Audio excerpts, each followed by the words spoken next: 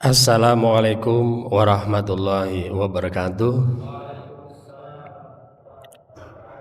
Alhamdulillahirabbil alamin wassalatu wassalamu ala asrofil anbiya'i wal mursalin sayyidina maulana Muhammadin wa ala alihi wa ashabihi ajmain, amma ba'du. Alhamdulillah, Allah memberikan nikmat yang berlimpah. Allah memberikan iman Islam, Allah memberikan nikmat kesehatan dan kesempatan sehingga pada siang hari ini kita bisa menunaikan sholat zuhur berjamaah di masjid ini, kemudian dilanjutkan dengan kajian Islam. Saudara salam kita aturkan kepada junjungan Nabi besar Muhammad Sallallahu Alaihi Wasallam. Beliau adalah utusan Allah yang telah menyampaikan panduan hidup yang terbaik bagi umat manusia. Dan dalam kesempatan ini kita akan melanjutkan pertemuan kita terkait pembuktian Al-Quran itu berasal dari Allah Subhanahu wa Ta'ala.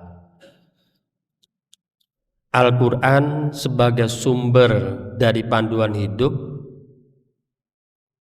tingkat kebenarannya 100%, tidak ada keraguan, itu harus sampai kepada anak-anak kita. Manusia normalnya hanya merespon hal-hal yang pasti benar, kurang merespon hal-hal yang tidak begitu pasti kebenarannya, dan tidak merespon hal yang sama sekali tidak benar.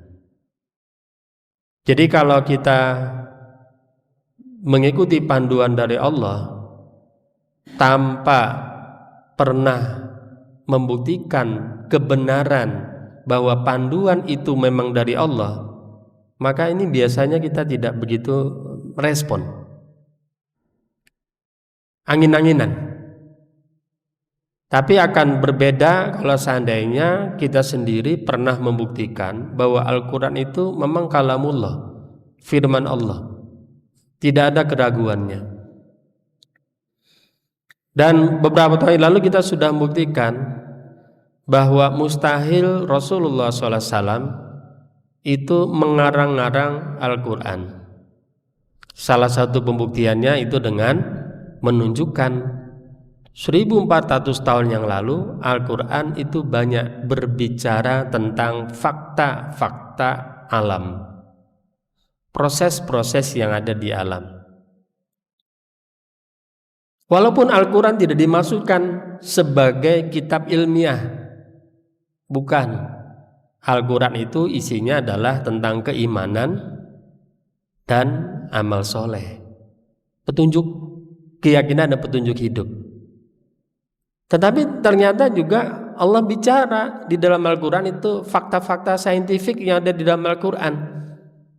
Maka dengan melihat fakta-fakta saintifik itu, kita akhirnya susah membantah. Akal kita tidak bisa membantah. Bahkan akalnya orang kafir tidak bisa membantah bahwa Al-Quran itu adalah kalamullah. Mustahil Muhammad SAW itu mengarang-arang Al-Quran. Sebagaimana yang kemarin disampaikan, kita temukan banyak di ayat di dalam Al-Quran, misalnya terkait neurologi, terkait saraf, itu dalam Quran surah An-Nisa ayat 56. Kemarin yang agak panjang kita bahas Al-Mu'minun 12-14, ini terkait embriologi.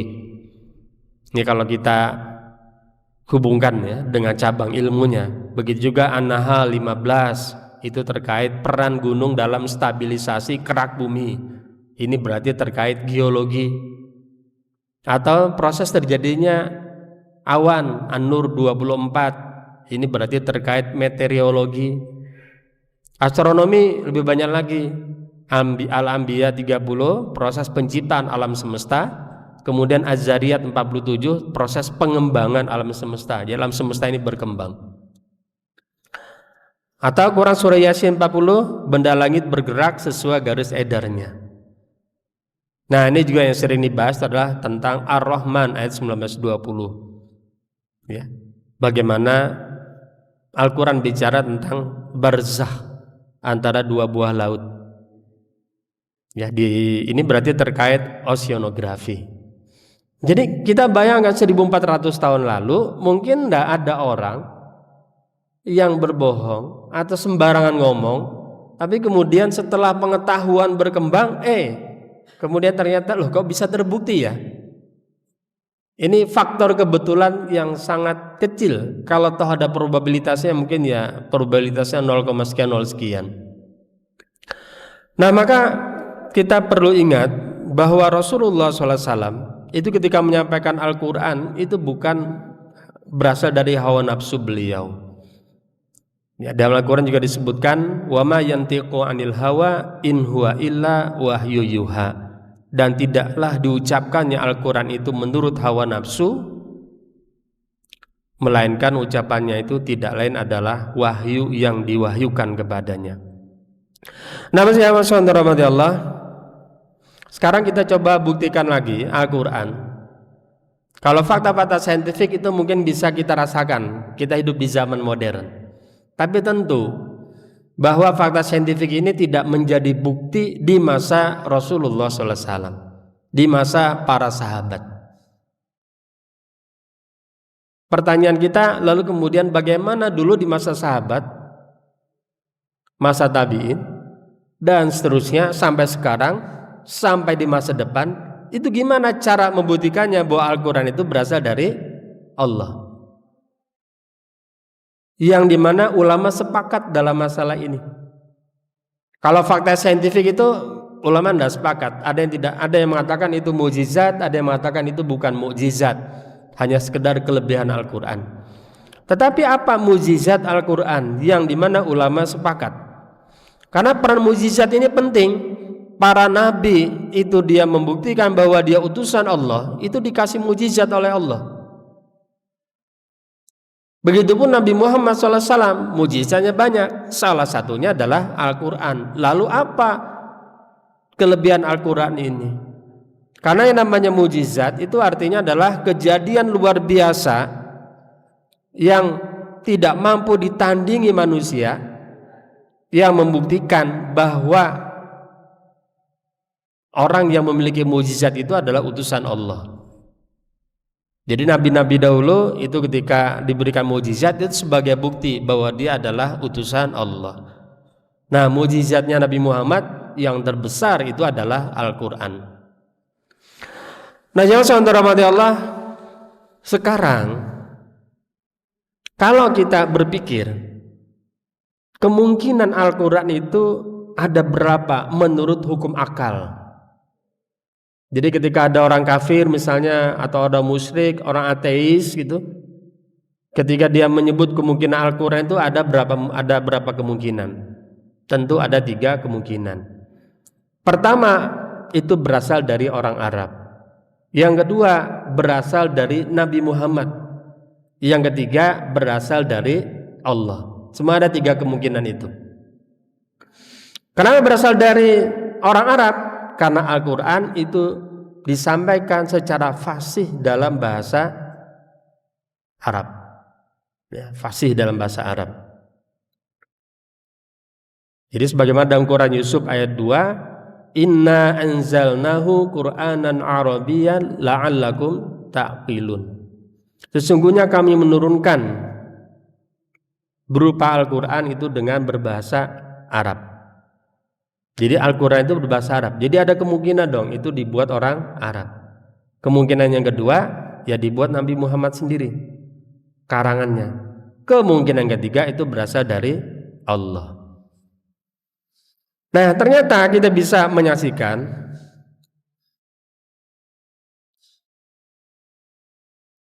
ada fakta yang menarik di dalam Al-Quran, berupa tantangan kepada manusia dari zamannya Nabi Muhammad sampai hari ini, sampai di masa depan. Kalau manusia mampu menjawab tantangan ini, maka terbuktilah bahwa Al-Quran itu bukan berasal dari Allah.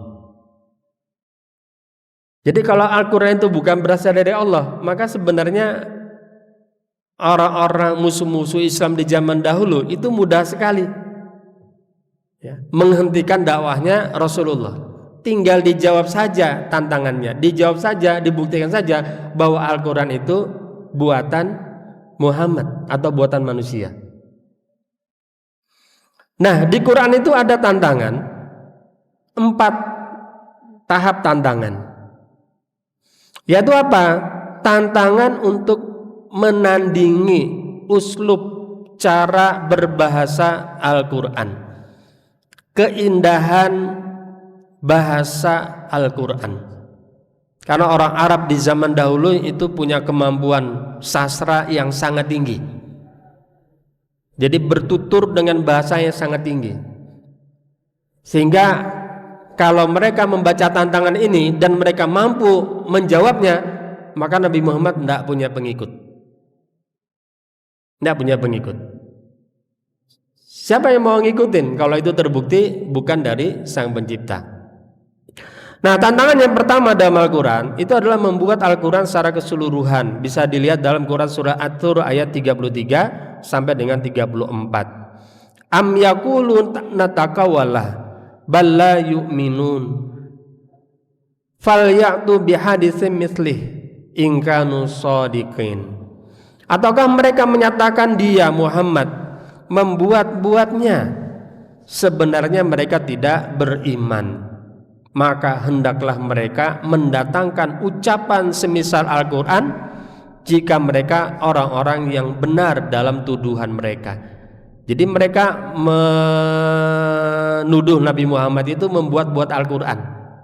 Malah muncul ayat At-Tur 334, kalau memang itu buatan Muhammad, buat saja ucapan yang semisal Al-Quran. Tantangan membuat semisal Al-Quran ini tidak terjawab. Maka ada tantangan kedua yang lebih ringan, yaitu bisa dilihat dalam Quran surah Hud ayat 13. Tantangan untuk membuat 10 surat semisal Al-Quran. Am yakulu naftaroh kul fa'tu bi asri suwarim mithlih muftarayati wada'u man istata'tum min dunillahi in kuntum shadiqin. Ini menarik sekali nih. Bahkan mereka mengatakan dia Muhammad telah membuat-buat Al-Quran. Katakanlah, kalau memang begitu, maka datangkanlah 10 surat saja yang dibuat-buat yang menyamainya. Nah, ini yang menarik ya.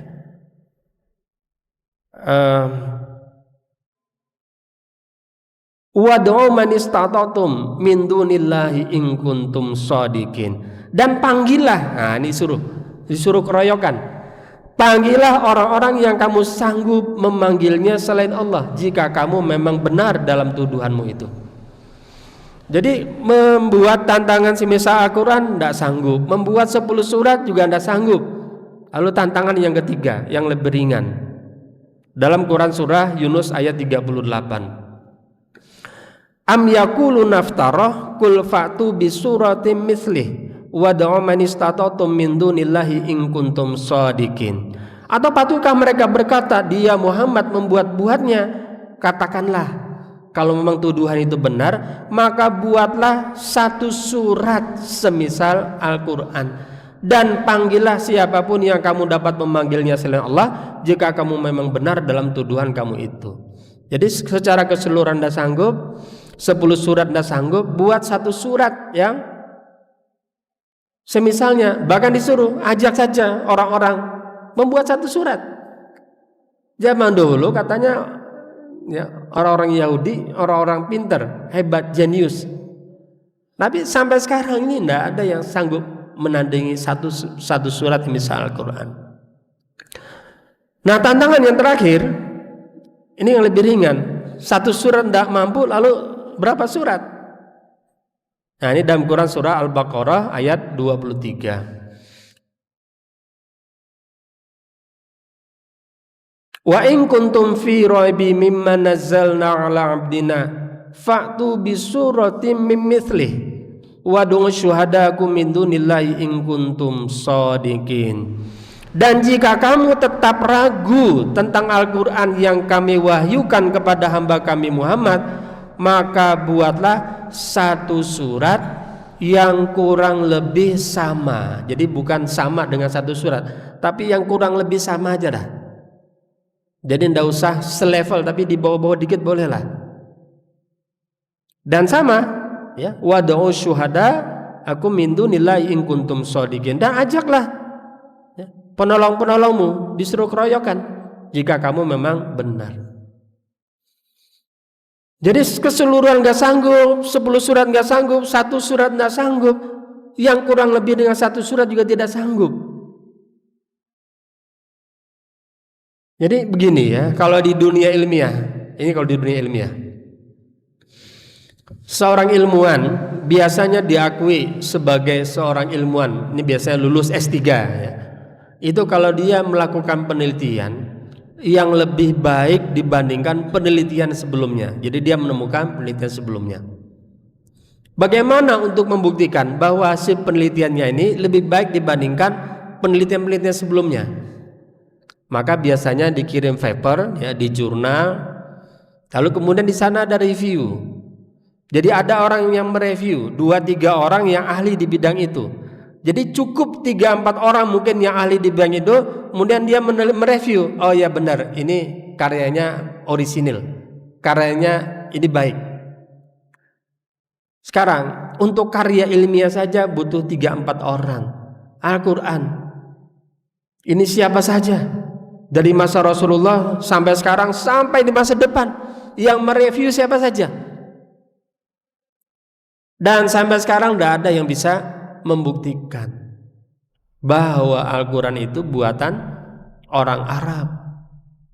Tidak ada, walaupun ditulis dalam bahasa Arab. Jadi bukan buatan manusia.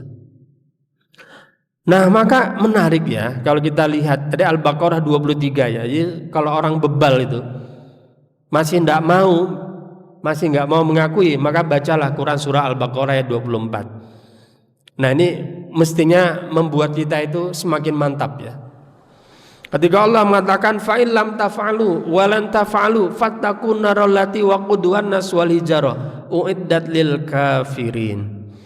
Maka jika kamu tidak mampu membuatnya, dan kamu pasti tidak akan pernah mampu selama-lamanya, maka jagalah dirimu dari neraka yang bahan bakarnya adalah manusia dan batu yang disediakan bagi orang-orang kafir.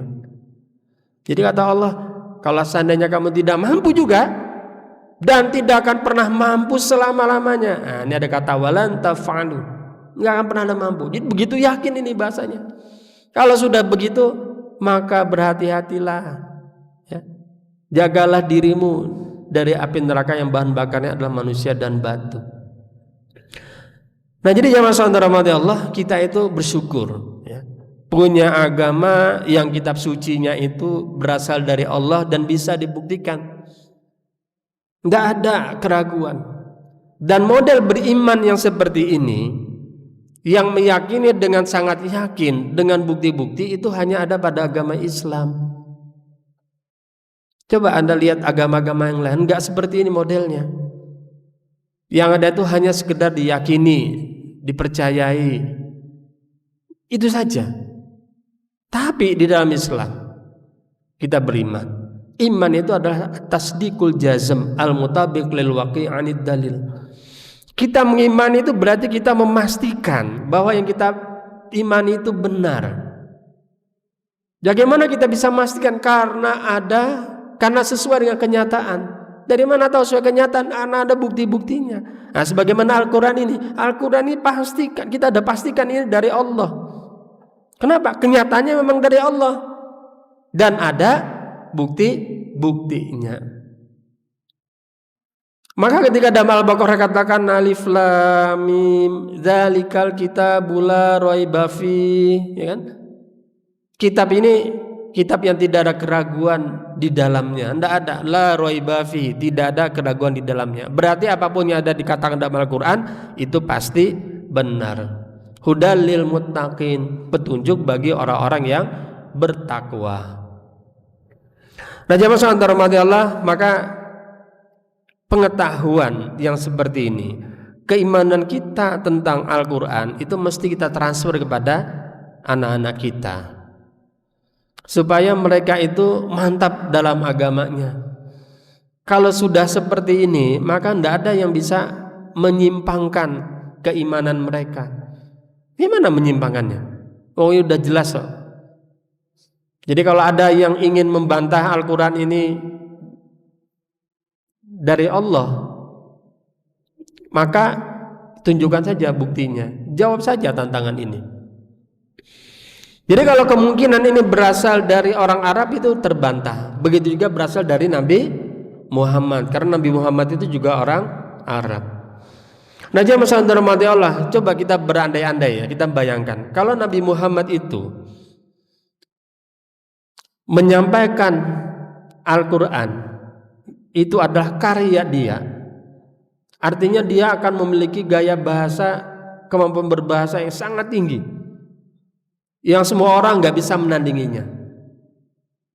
Kalau itu terjadi, maka yang namanya Muhammad SAW ini, itu dia akan menempati strata tertinggi di kalangan orang-orang Arab, akan mendapatkan privilege, kemewahan, diakui kehebatannya. Tapi ternyata tidak. Nabi Muhammad SAW itu justru mengatakan, bukan, ini hanyalah wahyu yang telah diwahyukan kepadaku. Wa ma yantiqu anil hawa in huwa illa wahyu yuha. Dengan rendah hati ya, Allah mengajarkan, ini tidaklah Al-Quran itu menurut kemauan hawa nafsu Nabi Muhammad, tetapi itu adalah wahyu yang diwahyukan kepadanya. Mana ada manusia memilih hidup menderita karena menyampaikan kebohongan. Kalau itu berbohong, dengan kejujuran dia akan mendapatkan keistimewaan. Itu tidak ada manusia begitu. Jadi Rasulullah SAW itu tidak ketemu motifnya. Kalau Rasulullah SAW itu berbohong menyampaikan Al-Quran, tidak ketemu motifnya, tidak ada motifnya. Yang paling masuk akal itu adalah Nabi Muhammad, itu adalah utusan Allah. Nah, jangan sampai dirahmati Allah, ini ya cara kita membuktikan Al-Quran dari zaman Nabi Muhammad sampai hari kiamat. Inilah mukjizat Al-Quran. Belum lagi kalau kita baca, kita kaji Al-Quran, isinya ini luar biasa. Semakin kita dalami Al-Quran itu, semakin kita bisa merasakan ini tidak mungkin manusia buat konsep begini. Dari Al-Quran dan hadis itu muncul cabang-cabang ilmu yang banyak. Kebayang enggak? Ada ilmu psikologi, ada ilmu pengembangan diri, ada ilmu parenting, ada ilmu pernikahan, membangun keluarga sakinah mawaddah warahmah, ada ilmu ekonomi, ada ilmu politik, ada ilmu pemerintahan, ada ilmu hukum, ilmu apa lagi? Oh, banyak sekali cabang-cabang ilmu yang muncul dari sini. Tidak ada kata-kata manusia yang seperti itu. Tidak ada. Dan ini 1400 tahun yang lalu. Nah, kalau kita kaji, kita dalami, ternyata ilmu yang lahir dari Al-Quran itu jauh lebih tinggi dibandingkan ilmu-ilmu yang dibuat orang modern pada hari ini. Nah, ini sayangnya kita tidak membahas tentang ini ya. Jadi saya bisa tunjukkan beberapa pengetahuan manusia modern yang itu mungkin dicetuskan oleh profesor-profesor ya dari barat, itu dibandingkan ilmu yang lahir dari Al-Quran, itu nggak bisa dibandingkan. Nggak bisa dibandingkan. Ilmu-ilmu yang dikembangkan manusia pada hari ini banyak yang gagal. Ilmu-ilmu mengatur manusia yang lahir dari pikiran manusia itu banyak yang gagal. Nah, nanti kalau kita pelajari, ternyata ilmu yang lahir dari Al-Quran lah yang diharapkan oleh manusia. Nah, jemaah sekalian dirahmati Allah, ini pembuktian kita tentang Al-Quran. Ini satu simpul untuk mengimani Al-Quran dari Allah, termasuk mengimani Nabi Muhammad itu adalah utusan Allah.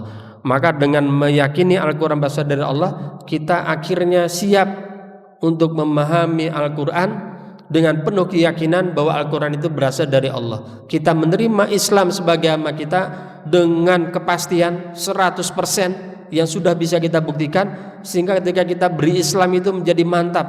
Beri Islam itu tidak ada keraguan dan kita tidak merasa gelisah dengan keislaman kita. Nah, mudah-mudahan kalau bapaknya, ibunya berimannya seperti ini, itu nanti bisa ditularkan kepada anak-anak kita. Dan mudah-mudahan anak kita kalau kita didik sejak dari kecil, mereka akan lebih soleh dibandingkan kita, ya, dibandingkan bapak ibunya. Nah, demikian yang bisa saya sampaikan dalam kesempatan ini. Kurang lebihnya maaf. Wassalamualaikum warahmatullahi wabarakatuh.